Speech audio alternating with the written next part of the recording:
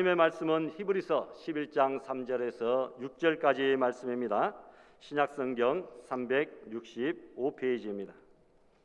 한 목소리로 다 같이 봉독합니다. 믿음으로 모든 세계가 하나님의 말씀으로 지어진 줄을 우리가 아나니 보이는 것은 나타난 것으로 말미암아 된 것이 아니니라.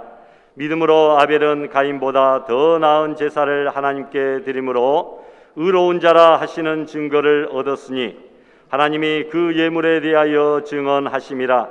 그가 죽었으나 그 믿음으로써 지금도 말하느니라.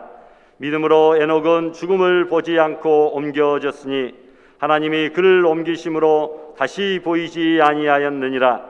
그는 옮겨지기 전에 하나님을 기쁘시게 하는 자라 하는 증거를 받았느니라.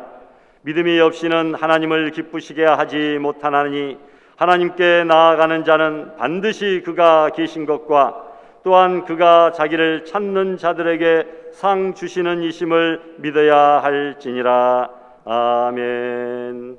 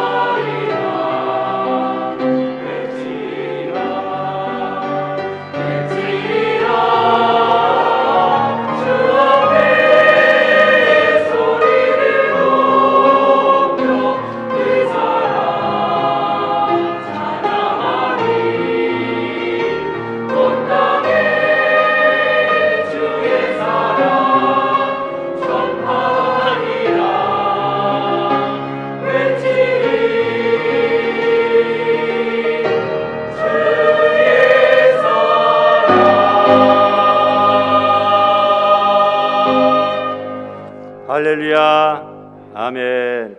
주의 빛 안에 살면 온 땅에 주의 사랑 증거하고 전파하며 외친다고 하는 아름다운 찬양으로 하나님께 영광 돌리게 된 것 감사합니다. 박한식 장로님도 오늘 찬양대에 참여하시고 이유빈 집사님까지 하셔서 오늘도 풍성한 모습으로 찬양하게 되었네요. 감사드리고 우리 김선희 집사님은 화요일 날 서울에서 그 따님 큰 수술이 있어서 오늘 예배드리고 또 올라가게 됩니다. 은혜로운 소식 들려올 수 있도록 기도해 주시면 감사하겠습니다. 어떤 목사님이 이웃 교회에 심우하는 후배 목사님으로부터 자기 교회 주일밤 헌신 예배 설교해달라는 요청을 받았습니다. 그러기에 약속하고 날짜가 거의 돼갈 무렵에 주보에 싣기 위해 설교 제목과 성경 본문을 알려달라는 전화가 왔습니다. 그래서 목사님은 말합니다. 본문은 시편 23편 1절로 6절까지 아주 은혜로운 본문이죠. 그러자 후배 목사님은 그러면 제목은요? 하고 묻습니다. 목사님이 제목은 여호와는 나의 목자시니 라고 대답합니다. 후배 목사님이 이것을 받아 적으면서 그 다음에는요? 하고 물었습니다. 아마 그 뒤에 뭐가 더 있다고 생각한 모양입니다. 그래서 목사님은 그거면 됐지 뭐가 더 필요해? 라고 대답해 주었습니다. 약속한 주일밤 저녁 예배에 참석하여 강단으로 올라가 자리에 앉아 주보 펼쳐보았는데 깜짝 놀라지 않을 수 없었습니다. 밤예배 설교 제목이 다음과 같이 적혀 있습니다. 여호와는 나의 목자시니 그거면 됐지 더 이상 뭐가 필요해? 여러분 가슴이 철렁 내려앉고 기가 콱 막혔습니다. 여호와는 나의 목자시니 그 제목에 핀잔처럼 후배 목사님에게 그거면 됐지 뭐가 더 필요해? 라고 한 농담조의 말이 제목으로 덧붙여서서 잘못 기록이 되었기 때문입니다. 그런데 가만히 생각해 보니까 그 제목도 가히 틀린 것은 아니었습니다. 여호와께서 나의 목자가 되시니 나에게 부족함이 없습니다. 그거면 됐지 더 이상 뭐가 필요하겠습니까? 여러분 여호와 하나님이 나의 목자가 되시고 내가 그분의 양이 되니 참으로 만족할 수밖에 없다는 것입니다. 바라기는 올 한 해 참된 목자이신 여호와 하나님 한 분만으로만 만족하는 더 이상 다른 것이 필요 없는 그런 성도들이 되시기를 축원합니다. 자식들 중에 부모에게 근심거리 자녀가 있고 부모에게 기쁨거리 되는 자식이 있습니다. 누가 부모의 사랑을 받겠습니까? 너무나 뻔한 일입니다. 하나님도 마찬가지입니다. 하나님의 기쁨거리가 되는 성도가 있고 하나님의 근심거리가 되는 성도가 있습니다. 누가 하나님의 복을 받겠습니까? 당연히 기쁨거리가 되는 성도입니다. 그렇다면 어떻게 하나님의 기쁨거리가 될 수 있겠습니까? 하나님이 가장 기뻐하시는 성도는 어떤 성도일까? 오늘 본문이 그 정답입니다. 6절 말씀 우리 다 같이 한번 봉독해 볼까요?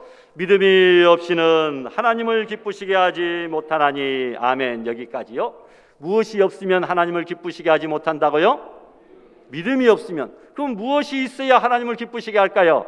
믿음이 있으면 하나님을 기쁘시게 한다. 하나님은 믿음 있는 성도를 가장 기뻐하신다. 그리고 하나님은 믿음으로 하나님을 찾는 성도들에게 복을 주신다는 것입니다. 믿음으로 하나님을 찾는다는 것이 무엇입니까? 그것은 하나님을 경외하고 하나님을 찾는 그것이 이 세상 그 어느 것보다도 가장 가치 있게 생각하는 것이 믿음이 있다는 것이죠. 오늘 여러분들이 믿음이 있어서 하나님을 찾고 하나님을 찾는 그것이 세상이 그 어떤 것보다 가장 가치 있다고 생각하기 때문에 오늘 이렇게 세상 사람들은 공휴일날, 휴일날 우리는 주님 앞에 나와서 주일날로 지키며 하나님 앞에 예배드리고 있는 것 아닙니까?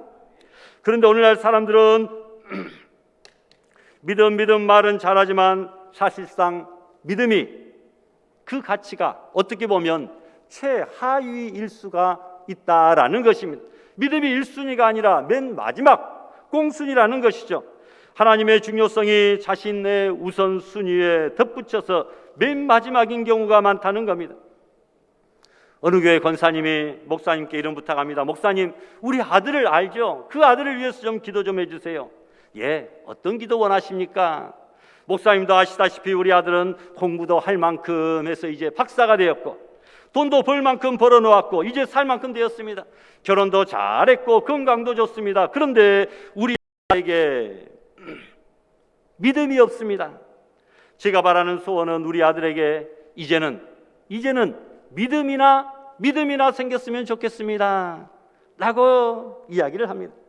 그 권사님이 말로는 믿음을 제일로 중요시 여기는 것 같았는데 말을 들어보니까 사실 믿음이란 것이 자신의 삶의 맨 마지막 순위, 박사 뒤에, 부자 뒤에, 결혼 뒤에, 건강 뒤에, 그 다음에 믿음이나 생겼으면 좋겠다, 이렇게 부탁을 합니다. 그런 사람을 하나님께서 과연 기뻐하실까라는 거죠.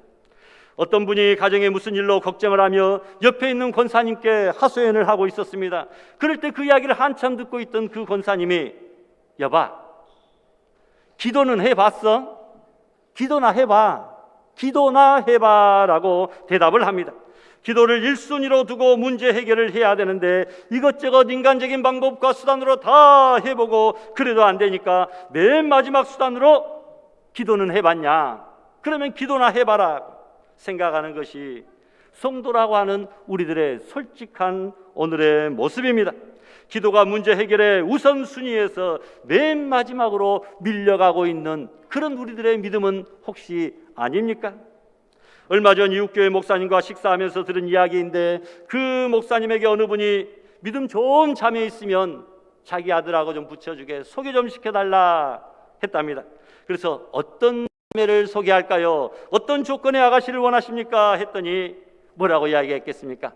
다른 거 다 필요 없고요, 믿음 하나만 좋으면 됩니다.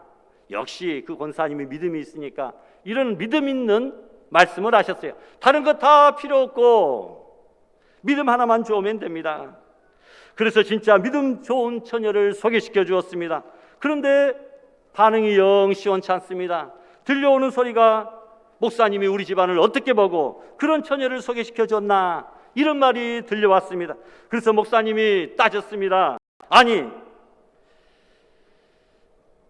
집사님이 믿음만 좋으면 된다고 하지 않았습니까? 이렇게 물으니까, 아니, 그래도 목사님, 기본은 되어야지요. 기본은 되어야지요. 도대체 그 기본이 무엇입니까? 하니까 하는 말이, 대학은 기본으로 나와야 되고 부모 재산도 아파트 한 채 정도 해줄 수 있는 그 정도 기본은 되어야 되고 얼굴도 호감 줄 만큼 예뻐야 되고 하는데, 세상 조건을 다 가진 처녀를 결국은 구하더라는 그런 이야기였습니다. 결국 성도들이 말하는 믿음만 좋으면 된다, 이 말은 세상 조건에 더하기 덤으로 믿음이었지 결코 믿음만이 아니었다. 따라서 여러분, 성도들이 믿음만 좋으면 된다 이렇게 말할 때에 여러분 고지고대로 들으시고 그대로 해주면 큰일 납니다. 욕먹습니다. 다른 것들 다 기본을 받쳐주고 거기다가 믿음이 좋은 사람을 소개시켜줘야 욕을 안 먹지, 들려주는 소리 그대로 다 들었다가는 큰일 난다는 그런 세상이 되고 말았습니다. 과연 저도, 여러분들도 그렇습니까? 여러분, 이렇게 요즘은 믿음은 별로 큰 가치를 부여받지 못하고 있습니다. 그러나 이것은 우리 사람들이 믿음을 시시하게 평가하고 있을 뿐이지 우리 하나님은 그렇지 않다라는 것입니다. 하나님은 오직 믿음 하나만을 가지고 그 사람을 평가해 주십니다. 그것을 보여주는 성경이 바로 오늘 본문 히브리서 11장입니다. 얼마 전에 우리 유치초등부가 히브리서 11장에 있는 말씀을 가지고 성경 암송대회를 하시더라고요. 아주 잘했다라는 그런 생각이 듭니다. 다른 좋은 장들도 많이 있으니까 앞으로 또 그렇게 진행을 하면 좋겠다라는 생각이죠. 하나님은 믿음 가진 자를 기뻐하시고 믿음 가진 자를 복주십니다. 그러면 하나님이 가장 기뻐하시는 믿음은 어떤 믿음인가? 오늘 몇 가지로 함께 우리가 살펴보며 은혜를 나누고자 합니다. 첫 번째로 하나님이 기뻐하시는 믿음은 말씀을 신뢰하고 사랑하는 것, 바로 이것입니다. 믿음에 대해서 믿음장은 뭐라고 말씀합니까? 3절 말씀 우리 다 같이 봉독할까요? 믿음으로 모든 세계가 하나님의 말씀으로 지어진 줄을 우리가 아나니. 아멘. 여기까지요. 믿음으로 모든 세계가 하나님의 말씀으로 지어진 줄을 우리가 안다. 말씀이라는 것입니다. 믿음은 아무런 근거가 없는데 믿는 것이 믿음이 아닙니다. 하나님이 말씀하시니 그 말씀이 중요한 근거가 되어 그 말씀을 믿고 약속의 말씀에 따라 사는 것, 바로 그것이 믿음이다라는 것입니다.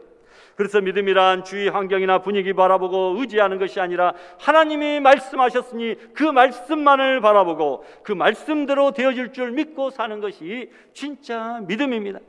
그래서 히브리서는 환경보다 하나님의 약속의 말씀만을 믿고 살아온 그 믿음의 조상들에 대하여 쭉쭉 나열하고 있는 것이죠. 여러분, 환경이 아니라 말씀을 믿는 것이 믿음인데, 그 하나님의 말씀을 믿음으로 에녹은 세상 따라가지 아니하고 하나님과 동행했고, 노아도 하나님 말씀만 믿고 방주를 예비했고, 아브라함도 하나님 말씀만 믿고 고향을 떠나 가나안 땅으로 갔습니다. 그렇게 성경은 믿음을 설명하고 있습니다. 하나님의 말씀을 따라 사는 것, 즉 하나님이 기뻐하시는 믿음, 세상 원리에 의해서 살아가는 것이 아니라 하나님의 말씀의 원리, 말씀 중심으로 사는 것을 믿음이라고 설명합니다. 그래서 여러분, 세상 공부보다는 하나님의 말씀을 더 많이 공부하고, 우리 각 장로님처럼 12번까지는 읽지 마세요. 너무 힘들고 그러다 보면 병납니다. 믿음 있는 모습이긴 하지만 지혜롭지는 좀 못했다. 적당히 읽으셔야 되는데, 아주 그냥 막 큰 각오를 가지고 한 달 일독이 무슨 말입니까? 저도 그렇게 못한 아주 훌륭한, 제가 그 이야기를 오늘 듣고 깜짝 놀랐습니다. 여러분, 그러나 잘하셨어요. 언제 이렇게 해보겠습니까? 성경 읽다가 병났다. 야, 참 묘비에 쓸 그런 그 내용이 아닌가, 이런 생각이 들 정도입니다. 여러분, 우리가 세상 공부보다는 하나님의 말씀을 더 공부하고, 세상을 사랑하는 것보다는 하나님의 말씀을 더 사랑하는 우리 성도들이 되시기를 바랍니다. 요즘 젊은 사람들의 결혼관이 어떻습니까? 요즘 아가씨들은 남자는 물론이고 여자들도 직장이 없으면 시집을 갈 생각을 잘 못한다고 합니다. 그래서 결혼해서 신혼살림을 하는데 어떻게 하느냐?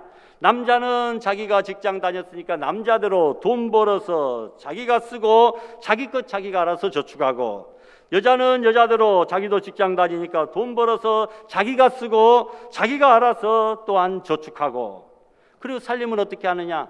필요한 생활비는 똑같이 반반 내어서 살림도 하고, 각각 자기 돈으로 자기 부모님 용돈도 드리고 여러분, 그런 사람들도 많아졌다라는 것이죠.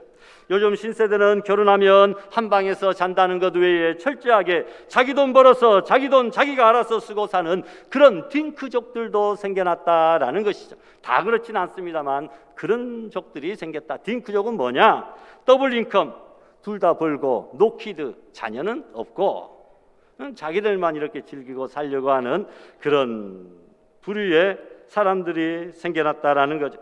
연예인들도 마찬가지입니다. 텔레비전 나와서 하는 이야기 들어보니까 재정 수입은 연예인인 본인 다 자기가 관리하고 부인에게는 생활비만 줘서 쓰게 한다, 뭐 이런 이야기를 하더라고요. 잘난 것이 아닌데 잘난 것처럼 말을 합니다. 남편은 돈을 벌어서 부인한테 가져다 주는 그 재미가 있고 그 보람이 있고, 부인은 얼마 안 되는 생활비라 할지라도 쪼개고 아껴서 살림하며 살아가는 그것이 진짜 재미인데, 그것을 모르는 사람들이 참 많구나라는 생각입니다. 요즘 믿는 자들이 너무나 세상 따라 살려고 합니다. 아무리 세상이 변해도 우리는 성경 따라 말씀 따라 살아가야 되는데, 결혼했으면 이미 한 몸 아닙니까? 그것은 가정 경제도 하나가 돼야 되고, 비전도 가치관도 믿음도 신앙생활도 하나가 돼야 되는 것 아닙니까? 남편 왔으면 아내도 같이 따라와야 되고, 부모 왔으면 자녀들도 같이 따라와야 되고, 그러는 거잖아요. 여러분, 경제 공동체가 아니라 각자 따로 돈주머니 차고 있으면 안 된다는 것입니다. 그런데 요즘은 말씀 따라 산다고 하면 구시대의 인물인 것처럼 취급을 받습니다. 그래서 말씀이 힘이 되는 것이 아니라 철저하게 짐이 됩니다. 그러나 우리는 알아야 됩니다. 말씀은 짐이 아니라 바로 우리 성도들의 힘이 되는 줄 믿습니다. 성도는 말씀의 힘으로 살아가야 됩니다. 우리가 힘든 세상에 무슨 힘으로 버티고 살아갑니까?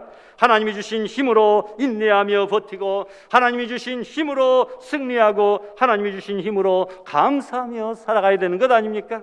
그렇게 하나님이 주신 힘이 나에게 절대적으로 필요하다고 한다면 하나님 말씀에서 하나님이 나에게 주시는 그 음성을 오늘 이 시간에도 우리가 들을 수 있어야 된다는 거죠.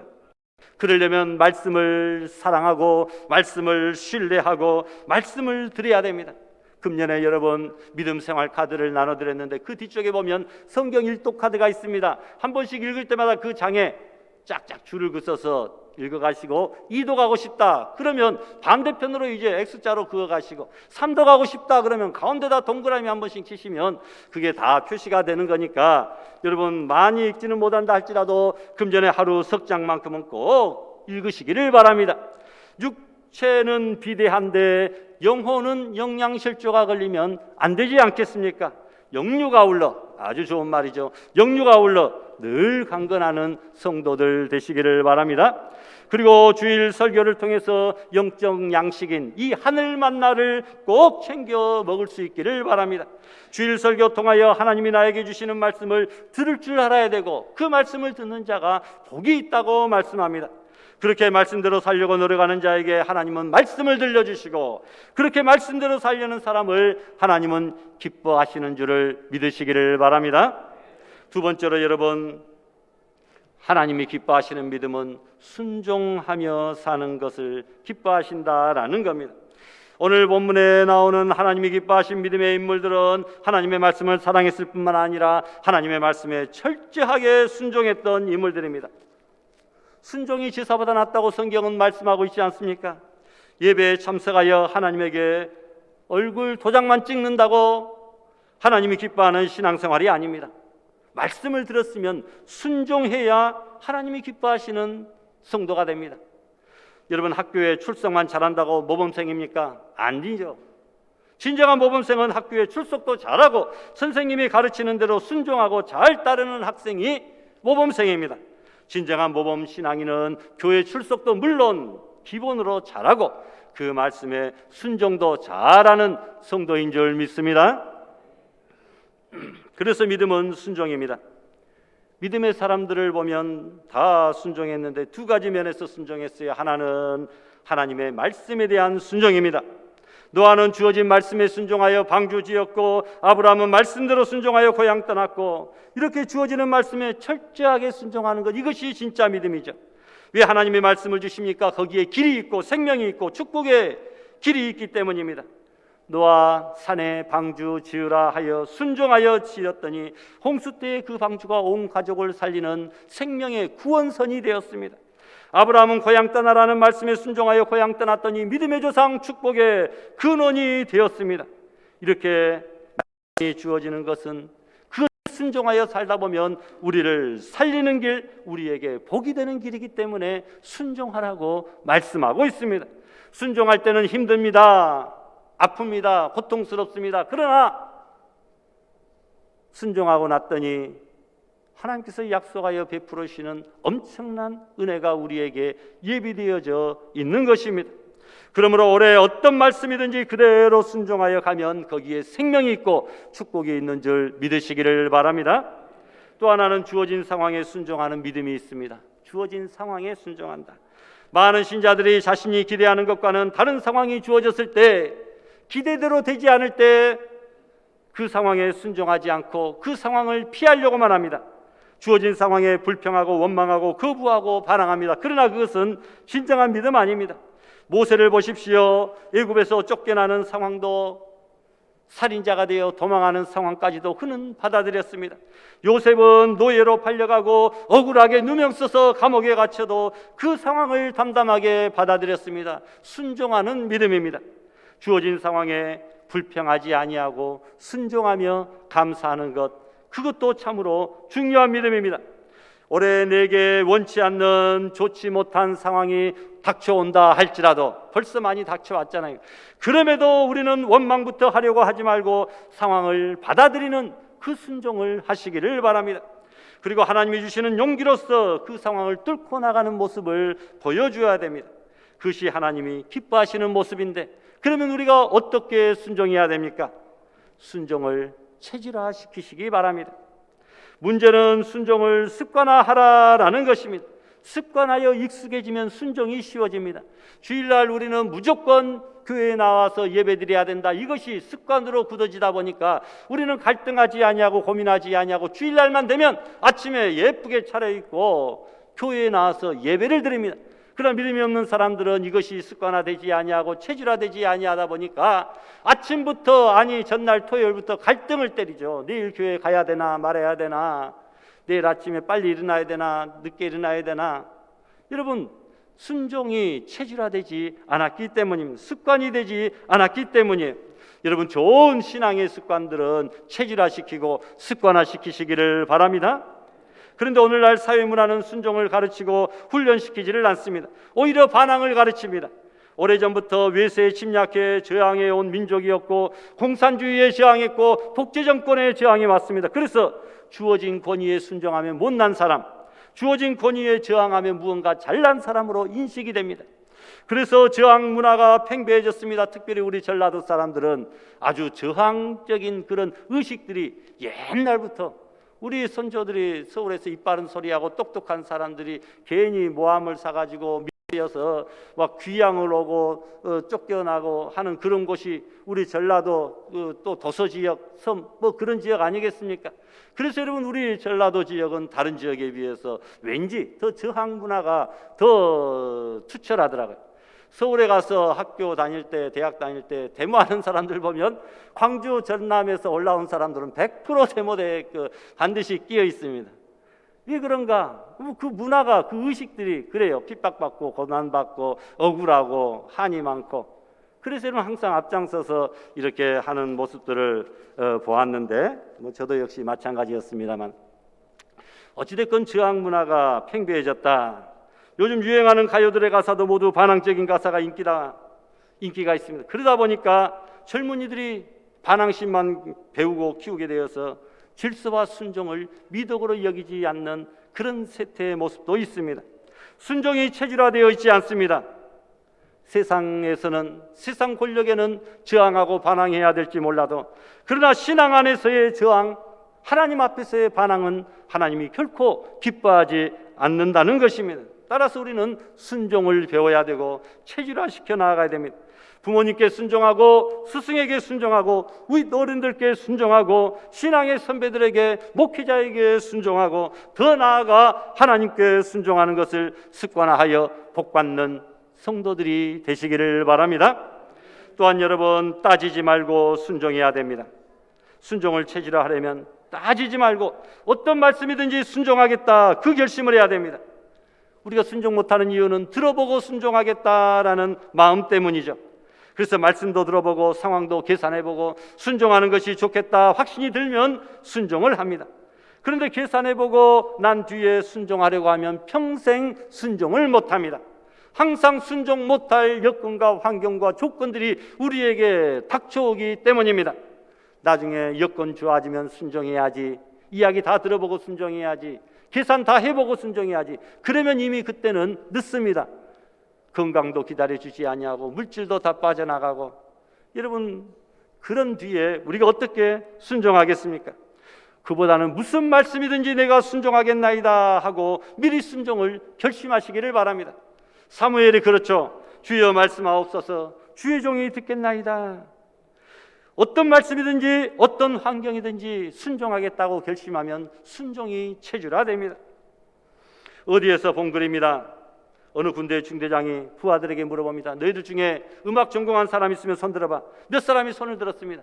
그 사람들 일으켜 세우더니, 그럼 너희 중에 피아노 전공한 사람 있으면 이리 나와. 한 사람이 나왔습니다. 너 어느 대학 나왔어? 예, 서울대학 다니다. 아, 거기 공부 잘하지? 실력이 있겠구나. 그럼 너 저기 가서 피아노 강당에서 저쪽으로 옮기는 그 일 좀 거들어 라고 이야기를 했다라는 것입니다. 이런 피아노 전공한 거하고 피아노 옮기는 일하고 무슨 상관이 있겠습니까? 아무 상관없습니다. 그런데 군대에서는 피아노 전공한 사람에게 피아노 옮기는 일을 시키면 시키는 대로 해야 됩니다. 또 중대장이 너희 중에 미술 전공한 사람 있으면 나와봐. 한 사람 나왔어. 어느 대학 나왔어? 홍익대학 나왔습니다. 아, 거기도 실력이 있지. 잘됐다. 너 우리 발야구 해야 되니까 저 운동장에 족구장 라인을 반듯하게 한번 잘 그려봐라. 이렇게 시켰다는 것입니다. 여러분, 미대 나온 것하고 족구장 라인 그리는 것하고 무슨 상관이 있겠습니까만 군대니까 있을 수 있는 일입니다. 군대에서도 시키면 시키는 대로 해야 인정을 받는 법인데, 하물며 하나님이 시키는데 내가 어떤 사람인데, 이런 그런 거 따지지 말고 무조건 우리가 순종해야 된다는 것입니다.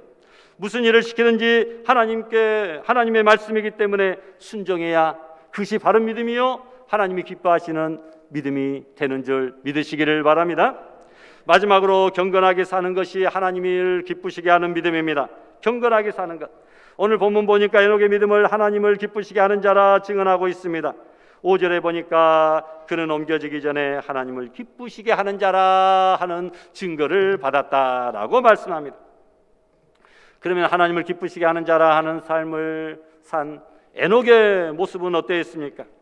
에녹에 관한 성경의 기록은 의외로 짧습니다. 창세기 5장 21절에서 24절까지 넉 절입니다. 그 중에 일부분을 발췌하니까 무두셀라를 낳은 후에 300년을 하나님과 동행하며 자녀를 낳았으며, 에녹이 하나님과 동행하더니 하나님이 그를 데려가심으로 세상에 있지 아니한다. 22절과 24절에 있는 말씀이 중요합니다. 에녹의 삶은 어떤 삶입니까? 65세에 무두셀라 아들을 낳았고 그 아들을 낳은 후에 300년이나 일평생 하나님과 동행했다. 에녹이 하나님과 동행했다는 것인데 그것이 하나님을 기쁘시게 했다는 겁니다. 무슨 의미겠습니까? 하나님의 수준에서, 하나님의 입장에서, 하나님의 관점에서 그가 세상을 바라보고 살았다라는 것이죠. 어떻게 하나님을 데려다가 자기 옆에 손 붙잡고 세상을 동행하며 살 수가 있었겠습니까? 하나님의 말씀 따라, 하나님의 입장과 관점 따라 세상을 살았다라는 것이죠. 그만큼 하나님과 친하게 지냈다는 겁니다. 하나님의 뜻을 잘 알았고 하나님과 잘 통하는 사이다. 하나님과 깊이 교제하며 말씀을 순종하고 하나님의 뜻을 이 땅에서 펼치면서 살았다는 말입니다. 이 말을 한마디로 줄이면 경건하게 살았다. 여러분, 세상에서 경건하게 사시고 계시죠? 동행하며 하나님 말씀 따라 순종하며 하나님과 깊이 교제하며 살아가는 사람을 경건하게 사는 사람이다, 이렇게 이야기합니다. 그런데 에녹의 이 경건함은 산속에 혼자 기도하며 혼자서 돛 닦으며 나타난 경건이 아닙니다. 일반 사람들과 똑같이 가정생활하며 자녀생활하며 사회생활하며 나타난 경건함입니다. 에녹은 특별히 말씀의 22절에 보니까 자녀를 낳은 후에 하나님과 동행하는 수준의 경건 생활을 했다. 이것이 참으로 중요합니다. 무두셀라를 낳은 후에 하나님과 300년 동안 동행했다. 보통 사람들이 말하는 신앙생활과 반대입니다. 많은 사람들은 자식을 낳은 후부터는 경건생활이 확 떨어집니다. 아가씨 때는 열심히 신앙생활 잘하던 처녀 총각들이 결혼하고 나니까 자녀 때문에 예배에 빠지고, 자녀 때문에 기도생활도 못하고, 직장 때문에 예배도 빠지고, 학원비 버느라 봉헌생활도 교회 봉사도 못한다, 그런 말을 자주 하지만, 그러나 에녹을 보면 그것은 말이 안 되는 비겁한 변명입니다. 하나님이 기뻐하시는 신앙생활은 가정도 내팽개치고 혼자 산에서 경건하게 사는 것이 아니라 애 낳고 가정생활하면서 사회생활하면서 여전히 하나님 수준으로 경건하게 사는 것, 바로 이것이 말씀입니다. 에녹은 자녀를 낳은 그때부터 더더욱 열심으로 하나님과 300년 동안 동행했다라는 이 사실을 우리 젊은 분들은, 특별히 또 어르신 분들은 기억할 수 있기를 바랍니다. 에녹이 어떤 큰 실적을 남겨서 하나님을 기쁘시게 하고 대단히 큰 일, 영웅적인 일을 해서 하나님을 기쁘시게 한 것 아니라 여러분들처럼 누구나 다 잘하는 그 가정생활, 애 낳고 키우고 하는 그 가정생활, 일상생활 평범하게 살면서 그저 하나님을 즐거워하며 하나님 말씀대로 순종하며 하나님과 교제하며 살았다고 하는 그 굉장히 일반적이고 평범한 신앙생활이 결국은 하나님을 기쁘시게 하는 믿음이었다라는 것입니다. 뭐 거창한 대단한 것을 하나님은 이 시간 우리에게 요구하시는 것 아닙니다. 애 낳고 가정생활, 자녀생활, 직장생활, 사회생활 하면서 하나님을 바라보고 하나님의 말씀대로 순종하고 하나님과 날마다 기도로 교제하며 살아가는 성도라고 한다면 우리 모두가 다 하나님을 기쁘시게 하는 성도가 되는 줄 믿습니다. 따라서 우리들도 뭐 대단한 위대한 업적을 남기지 않아도 됩니다. 평범하게 얼마든지 거룩하게 살 수 있습니다. 안 믿는 집안에 시집살이 하면서도 경건하게 살 수 있고, 날마다 사고치는 아이나 남편 때문에 스트레스 받으면서도 얼마든지 경건하게 살 수 있고, 문제는 내가 단호해야 됩니다. 경건하게 살겠다고 결심하면 길이 열립니다. 절대로 포기하면 안 됩니다. 애 때문에 안 됩니다. 남편 때문에 안 됩니다. 가정 때문에 안 됩니다. 미리 포기하고 미리 핑계거리부터 만들려고 생각해서는 안 된다라는 것이죠.